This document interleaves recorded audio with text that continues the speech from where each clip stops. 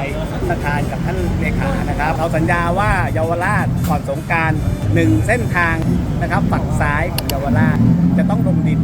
วันนี้เราทำสำเร็จแล้วครับเหลืออีกฝั่งหนึ่งนะครับหลังสงกรานต์รับประกันว่าภายในพฤษภาทั้งเยาวราชจะไม่มีสายสื่อสารอยู่บนดินนะครับแล้วเราจะคืนพื้นที่ให้กับไฟฟ้าเพื่อดูแลต่อไปนะครับถามว่าสิ่งเหล่านี้เราทำไปเพื่ออะไรเพื่อประชาชนทั้งหมดนะครับบอกว่าสะอาดสะอ้านดีมีความปลอดภัยนะครับพนักงานกสช.มุ่งมั่นในการที่จะทำต่อเนื่องนะครับไม่เฉพาะพื้นที่เยาวราชเราทำต่อใช่ไหมเราจะขยายไปพื้นที่ไป